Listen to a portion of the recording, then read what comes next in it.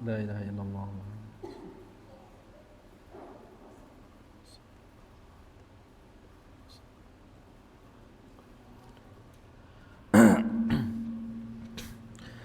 Alhamdulillah, wassalatu wassalamu ala Rasulillah wa ala alihi wa sahbihi wa mawala, amma ba'd.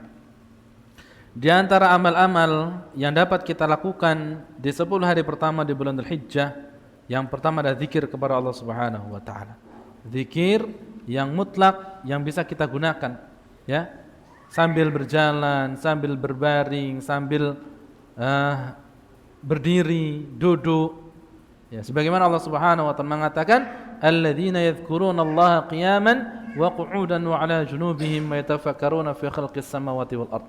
Yaitu orang-orang yang berzikir kepada Allah Subhanahu wa taala dengan cara berdiri, berjalan, duduk ataupun berbaring, mereka mengingat Allah, mengingat penciptaan makhluk Allah Subhanahu wa taala.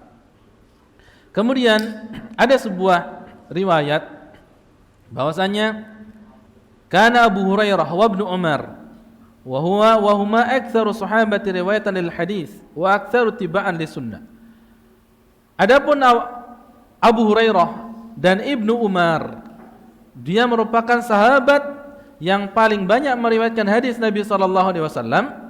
Beliau idza dakhalat ashradil hijjah yahrujani ila suqi yukabbirani kullun ala hijah.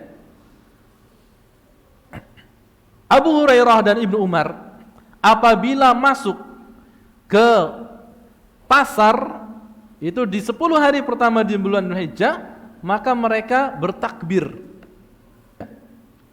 Maka jawabannya, apabila Anda adalah orang yang miskin, ya, apabila Anda adalah orang yang miskin, maka halal bagi Anda. Ya. Anda tidak punya harta, pengen umroh, dapat umroh dari bank, halal bagi Anda. Tapi kalau Anda adalah orang yang mampu memiliki harta, maka tidak halal bagi Anda.